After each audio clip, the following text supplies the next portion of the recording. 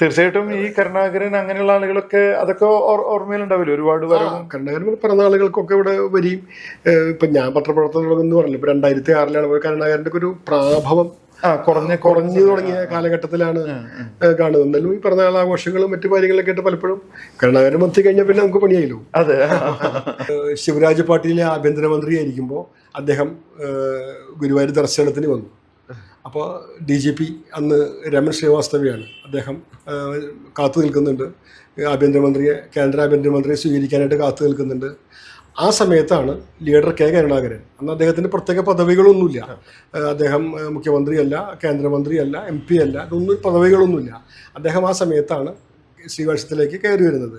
മാധ്യമപ്രവർത്തകർ നിൽക്കുന്നുണ്ട്, പോലീസ് നിൽക്കുന്നുണ്ട്. അപ്പോൾ കരുണാകരൻ വന്ന് കാറിന്ന് ഇറങ്ങിയ ഉടനെ തന്നെ ഫുൾ യൂണിഫോമിൽ നിൽക്കണ രമൺ ശ്രീവാസ്തവ നേരെ പോയിട്ട് കരുണാകരൻ്റെ കാലൊക്കെ പാദത്തിൽ തൊട്ട് നമസ്കരിച്ച് എഴുന്നേൽക്കുകയാണ്. അപ്പം അന്ന് ഈ ഭാവന സ്റ്റുഡിയോയുടെ ഫോട്ടോഗ്രാഫർ അവിടെ ഉണ്ടായിരുന്നു. ഈ പടം എടുക്കാൻ വേണ്ടി വന്നിട്ടുള്ളതാണ്. അപ്പം ഇത് വളരെ കൃത്യമായിട്ടൊരു നല്ല ഒരു പടമാണ്. അപ്പം അദ്ദേഹം ഈ ഫോട്ടോ അവിടുത്തെ സ്റ്റാഫാണ്, അതെ അതെ, ഭാവനയിലത്തെ ഒരു സ്റ്റാഫാണ്. അപ്പം ആ ആള് ഈ ഫോട്ടോ എടുത്തു. ഈ ഫ്ലാഷ് മിന്നി ഉടനെ രമൺ ശ്രീവാസ്തവയ്ക്ക് കാര്യം മിന്നി, ഇതെന്താണ് സംഭവിക്കാൻ പോകണമെന്നുള്ളത്. അദ്ദേഹം എഴുന്നേറ്റ ഉടനെ പിന്നെ വലിയ സീനാണ്. ഈ ഫോട്ടോ ഡിലീറ്റ് ചെയ്ത് കളയാണ്. പിന്നെ അത് അങ്ങനെ പോലീസ് ഇടപെടലാണ് പിന്നെ നടക്കുന്നത്. അപ്പോൾ അവസാനം അത് അന്ന് ഇന്ത്യൻ എക്സ്പ്രസിന്റെ ജേട്ടനും അവിടെ സ്ഥലത്തുണ്ട്, എല്ലാവരും ഉണ്ട്, ഇപ്പോഴുള്ള ഒരുവിധം മാധ്യമ പ്രവർത്തകർ എല്ലാവരും ഉണ്ട്. അപ്പോൾ അവസാനം അത് ആ ഫോട്ടോ ഡിലീറ്റ് ചെയ്തിട്ടാണ് ആ പ്രശ്നം അവസാനിപ്പിച്ചത്. അത് പിന്നെ അത് ആരും അറിഞ്ഞിട്ടില്ല. ഇതിപ്പോ ഈ പിണറായി വിജയന്റെ സംഭവം പോലെ ഈ സംഭവം ആരും അറിയാതെ പോയൊരു സംഭവമാണ്. അപ്പം ഇങ്ങനൊരു സമാനമായിട്ടുള്ള അല്ലെങ്കിൽ അതിന്റെ വ്യത്യസ്തമായിട്ടുള്ള സംഭവം ശരിക്കും അതൊരു വാർത്താ ചിത്രമാണ്. കാരണം ഒരു കരുണാകരന്റെ കാൽക്കൽ DGP നമസ്കരിച്ച് കിടക്കുന്നു എന്നുള്ളൊരു വാർത്താ ചിത്രമാണ്. പക്ഷെ ആ ചിത്രം പുറത്തു പോകുന്നില്ല എന്നത് ഡിലീറ്റ് ചെയ്യേണ്ടായത്. കാരണം അതിന്റെ പശ്ചാത്തലമൊക്കെ ആളുകൾക്ക് അറിയാലോ. കാരണം ചാരക്കേസും അതുമായിട്ട് ബന്ധപ്പെട്ട വിവാദങ്ങളും അത് ചേർന്ന് പോകാവുന്ന ഒരു വാർത്താ ചിത്രമായിരുന്നു അത്. അപ്പൊ അങ്ങനെ ഒരു സംഭവം എന്റെ ഓർമ്മയിലുണ്ട്. അത് പിന്നീട് അത് ഏറ്റുപിടിക്കൊന്നും ഉണ്ടായില്ല. അല്ല, അത് പിന്നീട് ആരും അറിഞ്ഞിട്ടില്ല. ഞാനിപ്പോ ഇപ്പോഴത്തെ ഡിലീറ്റിംഗ് വിവാദം വന്നിട്ടാണ് ഈ സംഭവം ഓർത്ത് പറഞ്ഞെന്ന് മാത്രം. അന്നത് ആരും ഒന്നാമത് അന്ന് ഈ സോഷ്യൽ മീഡിയ തുടങ്ങി വന്നിട്ടില്ല. കൂടി മറ്റേ ഇമെയിൽ മാത്രമേ അന്നുള്ളൂ, മറ്റ് സംഗതികളൊന്നുമില്ല. അതൊന്നും ആരും പറഞ്ഞിട്ടില്ല. അവിടെ തന്നെ അവസാനിച്ച ഒരു വിഷയമായിരുന്നു. അതിന്റെ സംഭവം ഗുരുവായൂർ നേരത്തെയും ഉണ്ടായിട്ടുണ്ട് എന്നുള്ള കാര്യം ഒന്ന് ഓർത്തെടുത്തു എന്ന് മാത്രം. ലിജിതന്റെ ഒരു മാധ്യമ മുഖവും ഇപ്പോഴത്തെ ഒരു ഇതൊക്കെ എല്ലാവർക്കും അറിയണ്ടാവും. പക്ഷെ ഒരു സംഘടനയുടെ KCY എന്ന് പറയുന്ന കത്തോലിക്ക സഭയുടെ ഒരു സംഘടനയുടെ സംസ്ഥാനത്തെയും അതുപോലെ രൂപതാടിസ്ഥാനത്തിലും വലിയ നേതാവായിരുന്നു എന്നുള്ള കാര്യം ചിലപ്പോ ആർക്കും അറിയണ്ടാവില്ല. സംസ്ഥാന സെനറ്റ് സിൻഡിക്കേറ്റ് മെമ്പറൊക്കെ ആയിരുന്നു അല്ലെ. അന്നത്തെയൊക്കെ ചില ഓർമ്മകളും ഒരുപാട് സമരങ്ങള് കുറച്ചൊക്കെ എനിക്കറിയാം. കേരളത്തിലെ പല സ്ഥലങ്ങളിലും ഓടി നടന്ന് പ്രസംഗിക്കുന്നതും പല പ്രസംഗങ്ങൾക്കും ഞാൻ സാക്ഷിയാണ്. എന്തൊക്കെയാണ് അന്നത്തെ ചില ഓർമ്മകള്?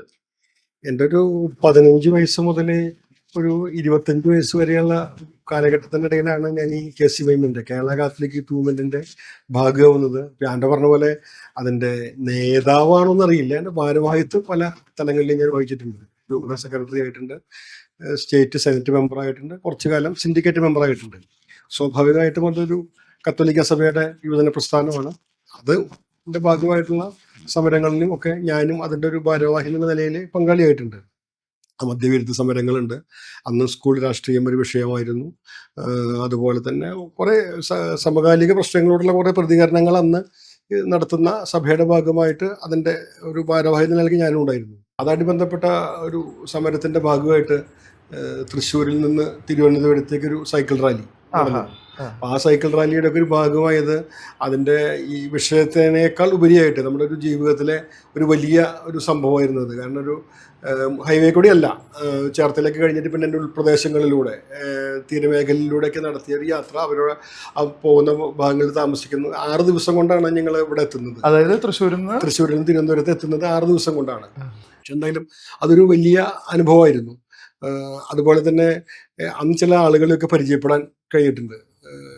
ഒരു നമ്മുടെ സ്വാതന്ത്ര്യ സമരത്തിൻ്റെ ഒക്കെ ഭാഗമായിട്ടുള്ള RM മനക്കലാത്തിനെ പോലുള്ള ആളുകൾ മാധ്യമപ്രവർത്തകനും ആയിരുന്നു. അതുപോലെ തന്നെ മച്ചാട് G കുമാരപിള്ള, അതുപോലെ ഫാദർ ജോസഫ് വടക്കൻ, ഇങ്ങനെയൊക്കെ ചില ആളുകളെ ബന്ധപ്പെടാനും അവരുമായിട്ട് സംസാരിക്കാനൊക്കെ ഒരു അവസരം കിട്ടുക. അതിപ്പോൾ വലിയൊരു ഭാഗ്യമായിട്ട് എനിക്ക് ജീവിതത്തിൽ തോന്നുന്ന കാര്യമാണ്.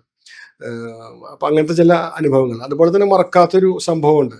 നമ്മൾ ഈ അധികാരമൊക്കെ വലിയ ആഘോഷമാക്കുമ്പോൾ അന്നൊരിക്കൊരു നാളികേരത്തിൻ്റെ വലിയടവിനെതിരെ ഒരു സമരം ഉണ്ടായിരുന്നു. അത് തൃശ്ശൂർ ബിനി ടൂറിസ്റ്റ് ഹോമിൻ്റെ ഓപ്പോസിറ്റ് ആണ് എൻ്റെ സമരവേദി ഉണ്ടായിരുന്നത്. അപ്പോൾ സമരത്തിന് ഉദ്ഘാടകനായിട്ട് അന്ന് വി രാഘവൻ MP ആയിരുന്നു. അദ്ദേഹത്തിനെയാണ് ഞങ്ങൾ, കാരണം നേരത്തെ കൃഷിമന്ത്രി ഒക്കെ ആയിട്ടുള്ള ആളാണല്ലോ. അപ്പോൾ അദ്ദേഹത്തിന് CPI അദ്ദേഹത്തിനാണ് ഉദ്ഘാടകനായിട്ട് നിശ്ചയിച്ചത്. അദ്ദേഹത്തിൻ്റെ വീട്ടിൽ ഞാനൊക്കെ ക്ഷണിക്കാൻ പോയത്. അപ്പോൾ തന്നെ നമുക്കൊരു ലാളിത്യം മനസ്സിലായി. ഒരു ചെറിയ വീട്ടിൽ അദ്ദേഹം ഒരു മുറിക്കയൻ ബനിയനൊക്കെ ഇട്ട് പുറത്തു വന്നു. ഞാൻ വരാമെന്ന് പറഞ്ഞു. ഈ സമരം നടക്കുന്ന ദിവസം ഞങ്ങളൊരു കുറച്ച് വൈകിട്ടാണ് ഈ സമരത്തിൻ്റെ സംഘാടകർ അവിടെ എത്തുന്നത്. പക്ഷെ ഞങ്ങൾ ചെല്ലുമ്പോൾ അന്ന് ബിനി ടൂറിസ്റ്റ് ഹോമിൻ്റെ ഓപ്പോസിറ്റ്, ഇപ്പോഴത്തെ സ്ഥിതി മുഴുവൻ എനിക്ക് എൻ്റെ ഓർമ്മയിലില്ല, ഒരു ചെറിയൊരു മതിലുള്ളത്. അപ്പോൾ അതിന് ചില കുട്ടികളുണ്ട്. ആ കുട്ടികളിൽ വരുമ്പോൾ ഞങ്ങളെയും കാത്തിട്ട് ഈ MP അവിടെ കാത്തിരിക്കുന്നുണ്ട്. അതായത് ഓട്ടോറിക്ഷയിൽ, അദ്ദേഹത്തിൻ്റെ വീട് അടുത്താണല്ലോ, കോട്ടപ്പുറത്തിൻ്റെ ഓട്ടോറിക്ഷയിൽ വന്ന് ഇവിടെ ഇറങ്ങി അവിടെ ഞങ്ങൾ കാത്തിരിക്കുകയാണ്. പക്ഷെ പിന്നീട് നമ്മൾക്ക് പല നേതാക്കളെയും ഒരു ചെറിയ സ്ഥാനങ്ങൾ പോലെ ആഘോഷിക്കുന്നത് കാണുമ്പോൾ ഇത്തരം ചില നേതാക്കളെയൊക്കെ നമുക്ക് പരിചയപ്പെടാൻ കഴിഞ്ഞത് നമ്മുടെ ജീവിതത്തിൽ ഈ അധികാരങ്ങളോടൊക്കെ ചില ഇങ്ങനെയാണ് ഉള്ളൂ എന്ന് പഠിപ്പിച്ച ചില വ്യക്തികളെ അങ്ങനെ പരിചയപ്പെടാനായിട്ട് കഴിഞ്ഞിട്ടുണ്ട്. അടുത്ത കാലഘട്ടം എങ്ങനെയാണ് കാണുന്നത് മാധ്യമപ്രവർത്തകർ ഈ ഒരു യാത്രയുടെ അടുത്തൊരു കാലഘട്ടം? പ്രത്യേകിച്ച് ഇപ്പോൾ GC ഒക്കെ വളരെ മനോഹരമായിട്ട് മുന്നോട്ട് പോയിക്കൊണ്ടിരിക്കുന്നു. ഇനിയുള്ളൊരു കാലഘട്ടം എങ്ങനെയൊക്കെയായിരിക്കാം? ഈ മാധ്യമരംഗത്ത് വലിയ മാറ്റം ഉണ്ടായി കഴിഞ്ഞല്ലോ. ഒരു 5-10 വർഷത്തിൻ്റെ ഉള്ളിൽ ഇതിൻ്റെ ഒരു അലകും പിടിയും മാറിക്കഴിഞ്ഞു. ഇപ്പം എല്ലാവരും മാധ്യമപ്രവർത്തകരാണ്. ഇവിടെ ഇരിക്കുന്ന എല്ലാവരും മാധ്യമപ്രവർത്തകരാണ്. നാട്ടിലിറങ്ങിയാൽ എല്ലാവരും മാധ്യമപ്രവർത്തകരാണ്. അപ്പം മാധ്യമത്തിൻ്റെ മാറി. അതുകൊണ്ട് തന്നെ പഴയ സംവിധാനം വെച്ചിട്ട് ഇനി മുന്നോട്ട് പോകാനായിട്ട് കഴിയില്ല. അത് ഒക്കെ മാറിയേ പറ്റും. അതിൽ എത്ര പേർക്ക് പിടിച്ചു നിൽക്കാൻ പറ്റും എന്ന് അറിയില്ല. അങ്ങനെ ഒരു പ്രശ്നം കൂടി ഉണ്ട്. അതായത് ഒരു തൊഴിൽ എന്നുള്ള രീതിയിൽ അല്ലേ, ഒരു ഉപജീവന മാർഗം എന്ന നിലയിൽ മാധ്യമ പ്രവർത്തനത്തെ കൊണ്ടു നടക്കാൻ വലിയ പ്രയാസമുള്ള കാലഘട്ടമാണെന്നാണ് എന്റെ ജീവിതം പഠിപ്പിക്കുന്നത്. പക്ഷെ നമ്മുടെ പ്രതീക്ഷകള് കളയാൻ പാടില്ലല്ലോ.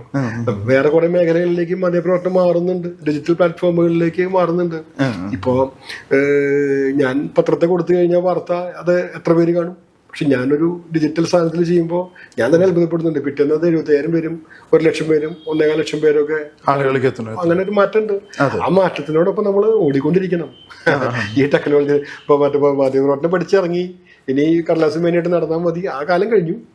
പുരസ്കാരങ്ങളെ പറ്റിയിട്ടൊന്ന് പറയാതെ നമുക്ക് ഇത് പൂർത്തിയാക്കാനില്ല. ഗുരുവായൂരിലെ മാധ്യമപ്രവർത്തകർക്കൊക്കെ ധാരാളം പുരസ്കാരം അത് എനിക്കും കിട്ടിയിട്ടുണ്ട്. മറ്റേ വളരെ ഈ പുരസ്കാരം എനിക്ക് വലിയ സന്തോഷമുള്ള കാര്യമാണ് കേട്ടോ. അത് മോശപ്പെട്ട കാര്യമൊന്നുമല്ല. കാരണം അവരവരുടെ സ്നേഹം കൊണ്ടാണ് നമുക്ക് തരുന്നത്. നമുക്ക് ഒരു വലിയ അംഗീകാരമാണ്. തീർച്ചയായിട്ടും അതിൽ യാതൊരു സംശയമില്ല. ധാരാളം അത്തരം അംഗീകാരങ്ങളൊക്കെ എനിക്ക് അർഹിക്കുന്നതിനേക്കാൾ കൂടുതൽ കിട്ടിയിട്ടുണ്ട്. മറ്റേ ആദ്യം എനിക്ക് കിട്ടിയത് YMCA പുരസ്കാരമാണ്. അവരാദ്യമായിട്ട് YMCA മാധ്യമരംഗത്ത് പുരസ്കാരം കൊടുത്തപ്പോൾ ആ പുരസ്കാരം അത് എനിക്കാണ് തന്നിരുന്നത്, YMCA. പിന്നെ ഈ മമ്മിയൂർ മർച്ചന്റ് അസോസിയേഷൻ, അതുപോലെ പീട്ടിക്കിഴി സ്മാരക പുരസ്കാരം, അപ്പം അങ്ങനെയുള്ള ഈ മേഖലയിലെ പുരസ്കാരങ്ങൾ, അതുപോലെ മറ്റേ അച്ചോവാരി സ്മാരക പുരസ്കാരം, അത് നമ്മൾ എൻട്രി അയച്ചു കൊടുക്കണം. നമ്മളുടെ അപേക്ഷ കൊടുക്കണം. നമ്മളുടെ മികച്ച വാർത്ത നമ്മൾ അയച്ചു കൊടുക്കണം. അതൊന്ന് തെരഞ്ഞെടുത്തിട്ടുള്ള പുരസ്കാരമാണ്. അപ്പൊ തീർച്ചയായിട്ടും മത്സര സ്വഭാവമുള്ള, അപ്പൊ അതില് സ്റ്റേറ്റ് ലെവലിലുള്ള പല വാർത്തകളും വന്നിട്ടുണ്ടാവും. സംസ്ഥാന തലത്തിലാണ് അവരുടെ പുരസ്കാരം. ആ പുരസ്കാരം പിന്നെ എനിക്ക് ഈ പുരസ്കാരം തന്നതൊക്കെ വലിയ ആളുകളാണ്. അതും എനിക്ക് വലിയ സന്തോഷമുള്ള കാര്യമാണ്. രവീന്ദ്ര മാഷ്, രവീന്ദ്ര മാഷ്, അന്ന് ചീഫ് വിപ്പായിരുന്ന K രാജൻ, പിന്നീട് മന്ത്രിയാവുന്നത് VM സുധീരൻ, അതുപോലെ തന്നെ നമ്മുടെ നടൻ ശിവജി ഗുരുവായൂർ, ജസ്റ്റിസ് കുര്യൻ ജോസഫ്, ശാന്തകുമാരി ടീച്ചർ തന്നിട്ടുണ്ട്. അപ്പം അങ്ങനെ പുരസ്കാരങ്ങൾ തന്നിട്ടുണ്ട്. വേറിട്ട് പുരസ്കാരം വേറെയും കിട്ടിയിട്ടുണ്ട്. അത് ഗുരുവായൂർ നഗരസഭയുടെ മികച്ച കൃഷി റിപ്പോർട്ടിങ്ങിനുള്ള പുരസ്കാരം കഴിഞ്ഞ വർഷം അത് ആദ്യമായിട്ട് നൽകിയത്. ഇപ്പം അതെനിക്കാണ് കിട്ടിയത്. അപ്പോൾ വലിയ സന്തോഷമുള്ള കാര്യമാണ്. കാരണം നഗരസഭ നമുക്ക് അങ്ങനെ ഒരു പുരസ്കാരം തരുന്നു എന്ന് പറയുന്നത്. NK അക്ബർ MLA ആണ് പുരസ്കാരം തന്നത്. കുടുംബത്തെ പറ്റി? കുടുംബം വളരെ കൊച്ചു കുടുംബം. ഞാൻ, എൻ്റെ ഭാര്യ പ്രിൻസി കുന്നമംഗലം ഗേൾസ് സ്കൂളിലെ ടീച്ചറാണ്. അവൾ ഹിന്ദിയിൽ ഡോക്ടറേറ്റ് ഉണ്ട്. ചെറിയ മോനാണുള്ളത്, 4 വയസ്സുള്ള. ഞങ്ങൾ മണിക്കൂട്ടെന്ന് വിളിക്കും, ബ്രീവേദൻ. വലിയ സന്തോഷം. സന്തോഷം. കുറേ സമയം ഒരു മാധ്യമ പ്രവർത്തനത്തിന്റെ ഒരു പ്രത്യേക ഘട്ടത്തിലാണ് ഞാൻ എത്തി നിൽക്കുന്നത്. അപ്പൊ ആ സമയത്ത് എനിക്ക് എന്നെ കുറിച്ച് പറയാനുള്ള ഒരു അവസരം കിട്ടിയതിൽ സന്തോഷമുണ്ട്. വളരെ സന്തോഷം. Thank you so much.